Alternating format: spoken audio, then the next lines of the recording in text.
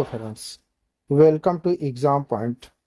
आज है 15 अक्टूबर 2024 का हम करंट अफेयर देखेंगे।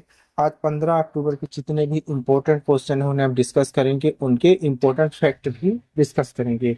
इस वीडियो के लास्ट में हमने आपके लिए एक क्वेश्चन रखा है जिसका आंसर आप लोग को कमेंट्स बॉक्स में देना है। आइए शुरू करते हैं। क्वेश्चन नंबर पहला देख लेते हैं। विश्व मानक दिवस अथवा अंतरराष्ट्रीय मानक दिवस हर वर्ष विश्व स्तर पर कब मनाया जाता है? सही आंसर है डी, 14 अक्टूबर को। आइए परीक्षा बिंदु देख लेते हैं। विश्व मानक दिवस, जिसे अंतरराष्ट्रीय मानक दिवस के रूप में भी जाना जाता है, हर वर्ष 14 अक्टूबर को विश्व स्तर पर मनाया जाता है। इसका उद्देश्य उपभोक्ताओं, नियामकों और उद्योग के बीच वैश्विक अर्थव्यवस्था के मानकीकरण के महत्व के बारे में जागरूकता पैदा करना है। 2024 के विश्व मानक दिवस के अमेरिकी समारोह का थीम है बेहतर दुनिया के लिए साझा दृष्टिकोण, बदलती जलवायु के लिए मानक। आइए कुछ इंपॉर्टेंट फैक्ट हैं वो देख लेते हैं। यह दिन मानक विकास संगठन के भीतर स्वैच्छिक मानकों को विकसित करने में विश्व भर के विशेषज्ञों और वैज्ञानिकों के योगदान का जश्न मनाने के लिए मनाया जाता है। जैसे मानक के लिए अंतर्राष्ट्रीय संगठन ISO, अंतर्राष्ट्रीय इलेक्ट्रॉनिकल कमीशन IEC, अमेरिकी society of mechanical engineer ASME, अंतर्राष्ट्रीय दूरसंचार संघ ITU, इलेक्ट्रिक और इलेक्ट्रॉनिक्स इंजीनियर संस्था IEEE, international engineering task force IETF। आइए नेक्स्ट क्वेश्चन देख लेते हैं। क्वेश्चन नंबर है 2। गुजरात के जामनगर के शाही सिंहासन का उत्तराधिकारी किसे नामित किया गया है? सही आंसर है ए, अजय जडेजा जी को। आइए परीक्षा बिंदु देख लेते हैं।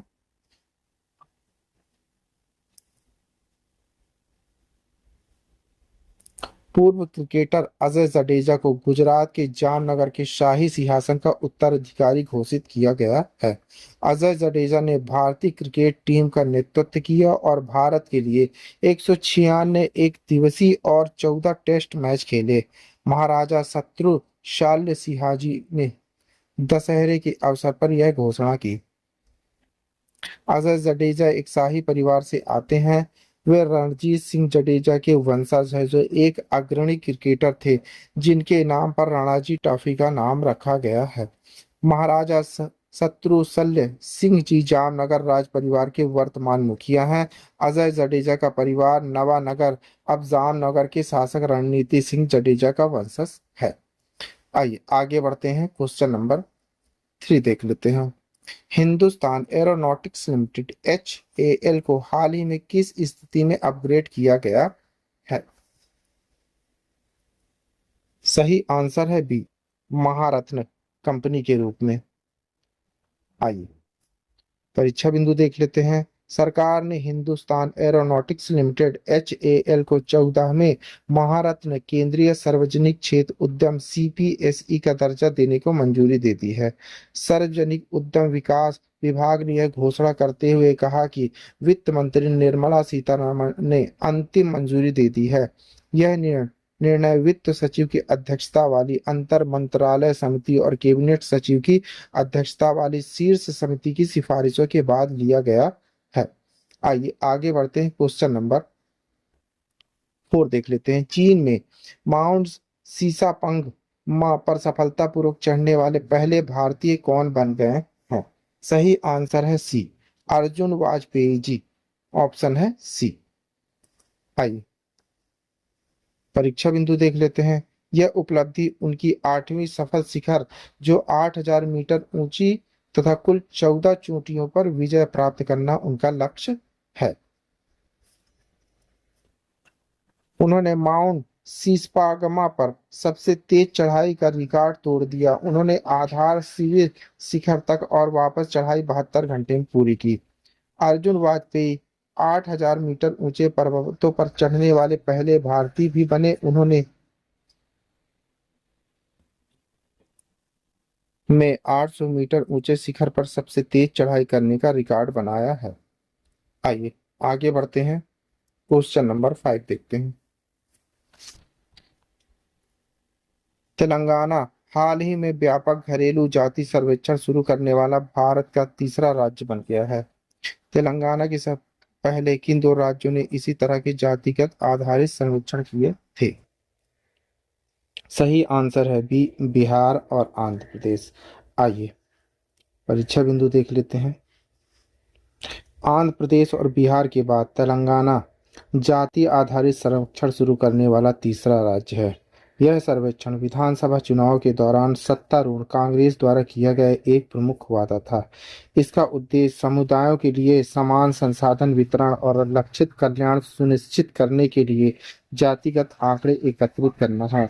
सर्वेक्षण घर घर जाकर किया जाएगा और इसे 60 दिनों के भीतर पूरा करने की योजना बनाया गया है। तेलंगाना से पहले बिहार, आंध्र प्रदेश में भी इस तरह के जातिगत आधारित सर्वेक्षण किए जा चुके हैं। आइए नेक्स्ट क्वेश्चन देखते हैं, क्वेश्चन नंबर है 6।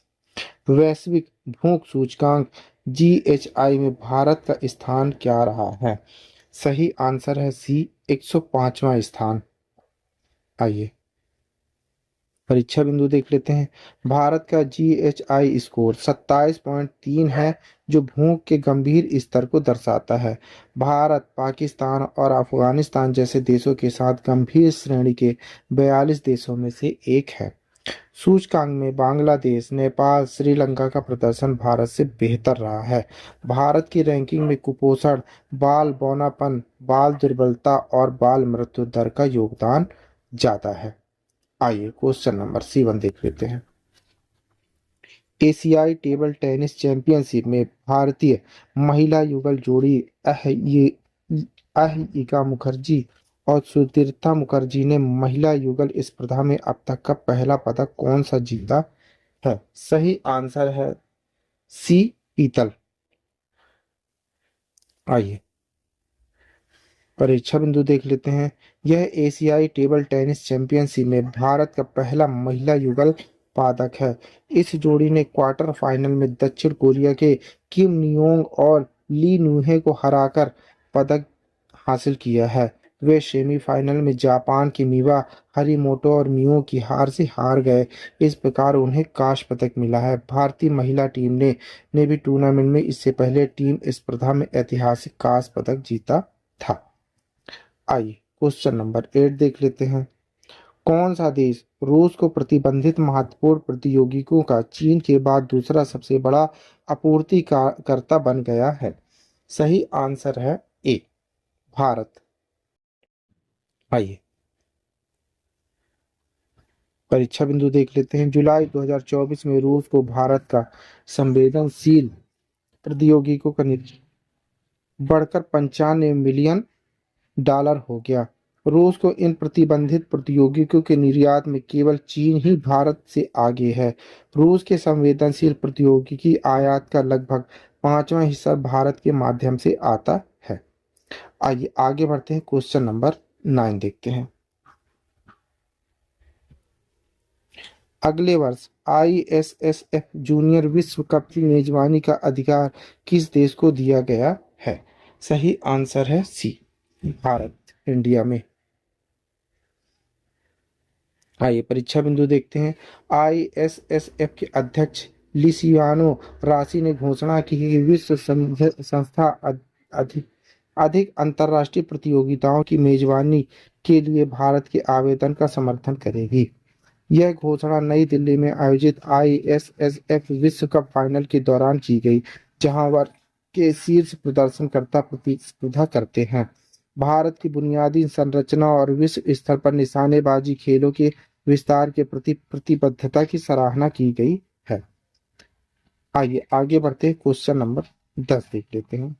केंद्रीय मंत्री डॉक्टर जितेंद्र सिंह द्वारा बायोपॉलीमर्स के लिए भारत की पहली प्रदर्शन सुविधा का उद्घाटन कहाँ किया गया है? सही आंसर है सी, पुणे, महाराष्ट्र में। अच्छा, महाराष्ट्र के मुख्यमंत्री कौन है? एकनाथ शिंदे जी।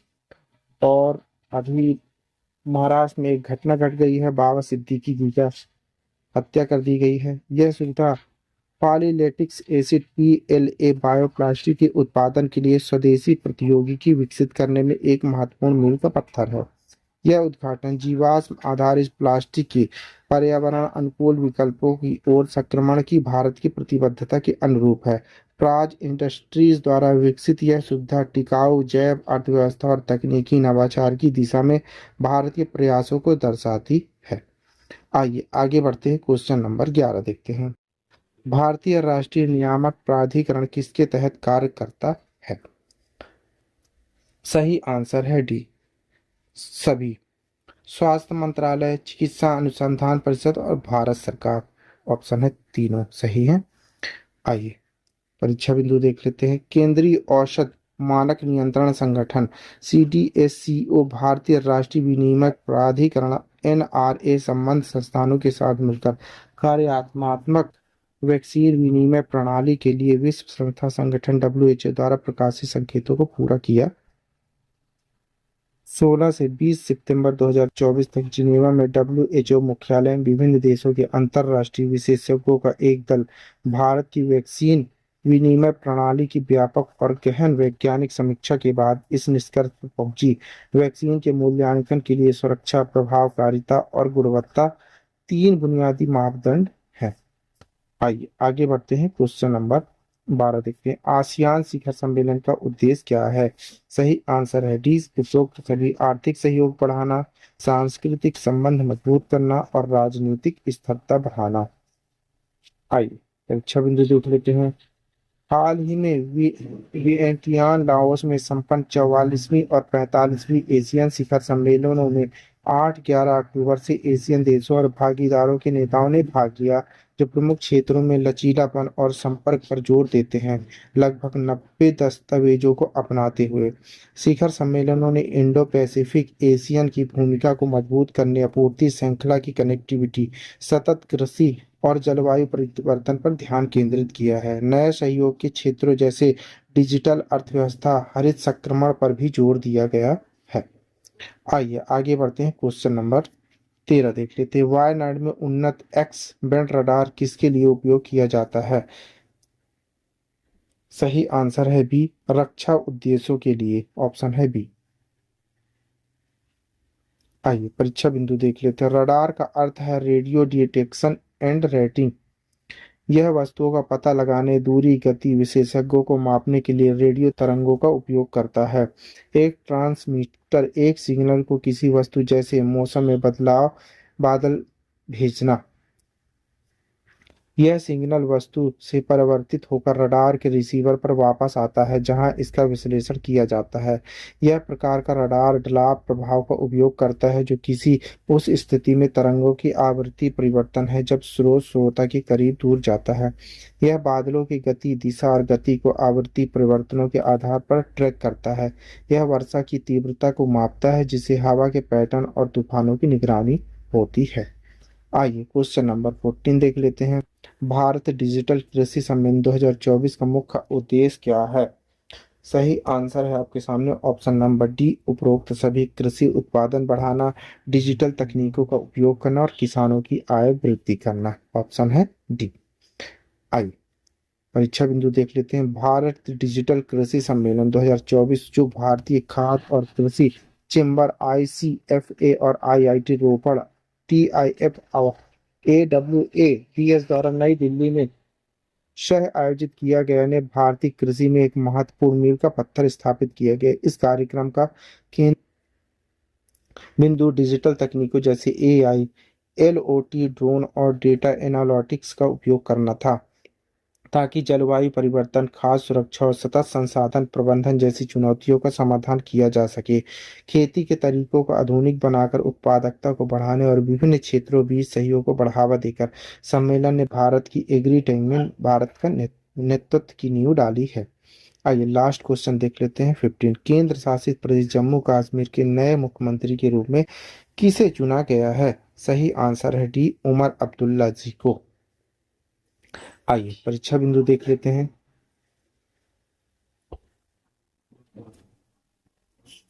जम्मू कश्मीर में नेशनल कॉन्फ्रेंस कांग्रेस गठबंधन का सरकार बनाने जा रहे हैं। मंगलवार को रुझानों में गठबंधन ने 90 में से 50 सीट जीत बढ़त हासिल की, जबकि भारतीय जनता पार्टी भाजपा 29 सीट पर आगे। यह चुनाव ऐतिहासिक है क्योंकि 2019 में संविधान के अनुच्छेद 370 के प्रावधानों को हटाने के बाद यह पहली बार है जब जम्मू कश्मीर विधानसभा चुनाव में राज्य का दर्जा खोने के बाद अब यह एक केंद्र शासित प्रदेश यूटी है। इसका लिहाज से अब प्रदेश का विधानमंडल पहले से काफी अलग होगा।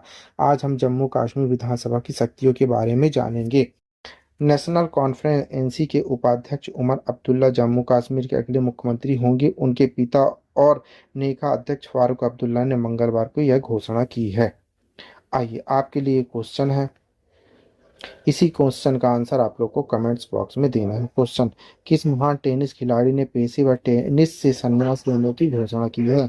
ऑप्शन है ए रोजर फेडरर, ऑप्शन है बी राफेल नडाल, ऑप्शन है सी नोवाक जोकोविच और ऑप्शन है डी एंडी मारो। दोस्तों, इसी क्वेश्चन का आंसर आप लोग को कमेंट्स बॉक्स में देना है। आंसर आप लोग कमेंट्स बॉक्स में जरूर दीजिएगा। आइए आगे बढ़ते हैं। आप पढ़ रहे हैं 15 अक्टूबर 2024 का डेली करंट अफेयर पढ़ रहे हैं। दोस्तों, आप किसी भी एग्जाम की तैयारी कर रहे हैं तो ये वीडियो आपके लिए बहुत ही यूजफुल रहने वाला है। आप हमारी पीडीएफ डाउनलोड करने के लिए आप हमारे टेलीग्राम चैनल एग्जाम पॉइंट पर जाकर वहां से पीडीएफ डाउनलोड कर सकते हैं। Thank you for watching my video. इस वीडियो को ज़्यादा से ज़्यादा शेयर करें, लाइक करें, कमेंट करें। Thank you.